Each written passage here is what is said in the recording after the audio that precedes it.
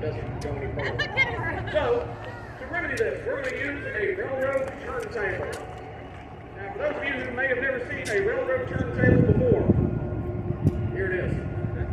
The best way I can describe to you what a turntable is, think of it as a giant lazy Susan, or basically just an overgrown merry-go-round of trains. This particular turntable that I'm standing on was built brand new in 1916 by the American Bridge Company of Ambridge, Pennsylvania.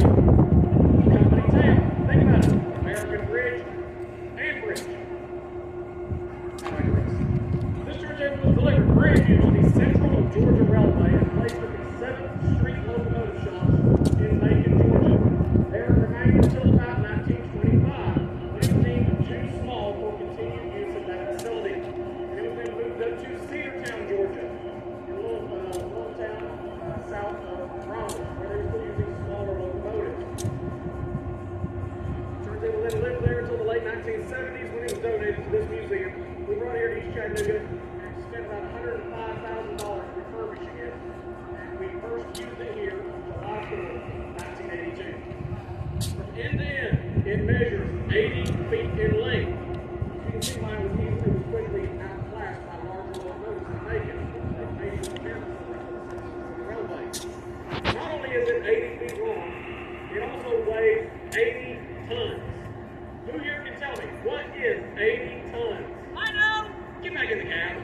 Continue moving. What do you think it is? It's not 8,000 pounds. That's only 4 tons. 160,000 pounds. That is the mathematically correct answer. Smart kid. Take it out of the way, little bit of cash. But 160,000 pounds is the mathematically correct answer. The real answer that I was looking for, though, heavy. 80 feet long, 80 tons. Just to give you a bit of a perspective, though, I appreciate how much 80 tons really is. A normal pickup truck is going to weigh between 1 and 3 tons. A school bus is going to only weigh about 11 to 13 tons. Hunter, after he's been to the Mexican restaurant, weighs about 17 tons. And the space shuttle, for those of you who are old enough to remember seeing the space shuttle, the empty space shuttle orbiter itself, with no fuel or cargo in it, only weighs 75 tons. So this turntable by itself is 5 times heavier than an empty space shuttle. But just like NASA got to put fuel and cargo in the space shuttle, I get to put a locomotive out here on my turntable. So here in just a minute, I'm going to be bringing another 125 tons of locomotive out here. 205 tons, 410,000 pounds.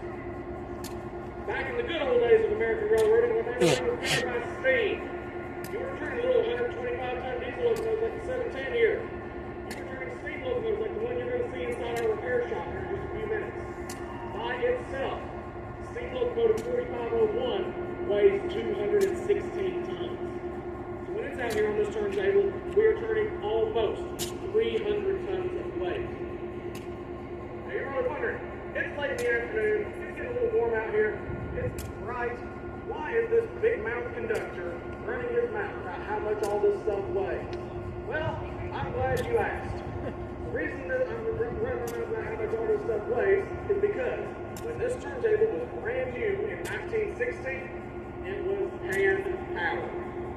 4 people could push this turntable around totally by hand. It's called an Armstrong turntable. And if your last name was Armstrong, you automatically got a volunteer to help turn the engine around. This turntable was powered entirely by hand. Of course, today, I can no longer ask for any kind of volunteer help to use this Armstrong turntable, because there are 2 very important words that plague us extremely heavily here in 2026. And those 2 words are liability insurance. So instead, I will be relying on the world's strongest man. I know he don't look like much down here, but after he's had a couple of tacos or an enchilada or 2, Hunter here can do just about anything he sets his mind to, even if it is only counting to 10. But don't worry about Hunter down here. He is so strong, in fact, that he can push this turntable around with 1 finger. What finger are you going to use there, Hunter? It's your nose-picking finger. Oh, it's your scratching finger. Don't use that one. Definitely don't use your nose-picker with it. Get your box. So what do y'all think he's going to do with that finger? He's going to push a button. That's exactly right.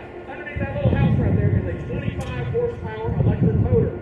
We may be in a museum. This is the 21st century. We do have 1980s technology underneath that little house right there. We'll let that little motor do all the work. We added that motor here. That is a museum-era modification that we made in the early 1980s. And you also don't have to worry about me or Hunter standing out here on this all-steel electrified turntable. Electricity will not go to a bad conductor. And they only get worse from here, trust me. Just a reminder, do take a couple of good steps back from the edge of that pavement. Don't hang over that brush, please. Locomotive number 710, built in September of 1950 by the Electro-Motive Division of General Motors. And yes, that is the same General Motors that you are thinking it is. The locomotive was delivered brand new to the Nashville, Chattanooga, and St. Louis Railway by NC&StL for short. They operated this locomotive until 1957 when they were absorbed into their parent company, the Nashville Railroad. LN number 478 operated with them until 1975. There was a nasty accident here in Birmingham, Alabama, at which time it was sold for spare parts. This locomotive, however, did not meet the cutting torch. Obviously, you can see right here. But it was sold to this itty-bitty little railroad with only a couple miles of track that I bet not a single one of you have ever heard of. And that little itty-bitty railroad is called Amtrak. Amtrak uses this locomotive to haul migrants away trains on the northeast corridor between Boston, Massachusetts, and Washington, D.C. And they operated until the early 2000s when it was retired and sold to this museum. Somewhere in 2004. That's the captain, our engineer Jason.